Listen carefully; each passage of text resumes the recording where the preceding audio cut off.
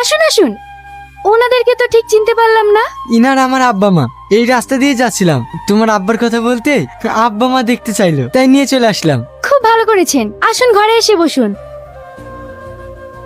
তোমাকে খুব চেনা চেনা লাগছে। তোমার নাম কি সেলিম? হ্যাঁ। আরে আমাকে চিনতে পারছিস না? আমি সোহেল রে। মনে আছে একসঙ্গে ব্যাঙ্গালোরে কাজ করতাম, তুই আমাকে বেয়াই বলে ডাকতি। হ্যাঁ মনে পড়েছে। ভালো আছিস ভাই? হ্যাঁ আমি ভালো আছি। তাহলে এটা তোর মেয়ে? হ্যাঁ। এই দেখ, এটা আমার ছেলে।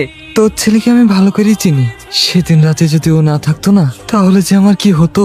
আমার ছেলে ওরকমই, কারোর দুঃখ কষ্ট সহ্য করতে পারে না। আপনারা বসুন, আমি চা পানির ব্যবস্থা করি। হ্যালো। হ্যাঁ বলো। বলতেও কেমন লাগছে? তোমার কাছে কিছু টাকা হবে? বাড়িতে আত্মীয় এসেছে, একটা টাকাও নেই। হ্যাঁ আমি এক্ষুনি টাকা পাঠাচ্ছি। বলছি সেলিম, তুইও আমাকে বেয়াই বলে ডাকতে, আমিও তোকে বেয়াই বলে ডাকতাম। তোর মেয়েকে আমার খুব পছন্দ হয়েছে। যদি তোর কোনো আপত্তি না থাকে, তোর মেয়েকে আমার বাড়ির বৌমা বানাতে চাই। আরে আপত্তি কেন হবে রে? আমার মেয়ে যে তোর বাড়ির বউ হবে, সেটা তো আমার মেয়ের সৌভাগ্য। মেয়েটাকে নিয়ে খুব দুশ্চিন্তায় ছিলাম রে।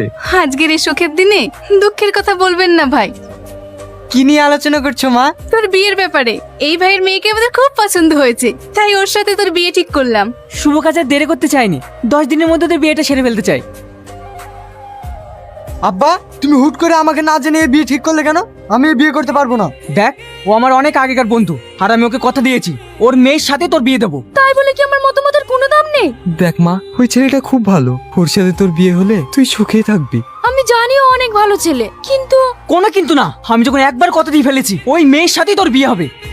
ঠিক আছে, আমিও দেখছি তুমি ওই মেয়ের সঙ্গে আবার কি করে বিয়ে দাও। আমি আজকে তোমার সঙ্গে দেখা করতে চাই। আমার আব্বু অন্য একটা ছেলের সঙ্গে আমার বিয়ে ঠিক করেছে। হ্যাঁ, আমারও তো সেই একই কেস। আমার আব্বাও তো তার বন্ধুর মেয়ের সঙ্গে আমার বিয়ে ঠিক করেছে। তাহলে এখন কি হবে? চলো আজকে আমার রেজিস্ট্রি বিয়েটা করে ফেলি, তাহলে তো আমাদের আর অন্য জায়গায় বিয়ে দিতে পারছি না। কিন্তু কোনো কিন্তু না। আমি বহরমপুর রেজিস্ট্রি অফিসের সামনে দাঁড়িয়ে থাকবো, তুমি বিকাল 4টের সময় চলে আসবা। ঠিক আছে। কি ব্যাপার, ওই ছেলেটা এখানে কেন? নিশ্চয়ই আব্বা ওকে পাঠিয়েছে আমাকে গার্ড দেওয়ার জন্য। কি ব্যাপার, এই মেয়েটা এখানে? তাহলে কি আব্বা পিছু নিতে বলেছে? কি করবো এখন?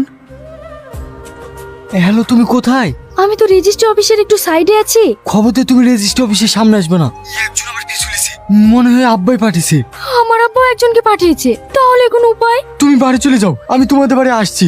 তোমার আব্বাকে ভালোভাবে বোঝাবো, যদি না শুনে তোর কাছে তোমার আব্বার পাও ধরবো। ঠিক আছে। তোমার বাড়ির লোকেশনটা আমার হোয়াটসঅ্যাপে সেন্ড করো।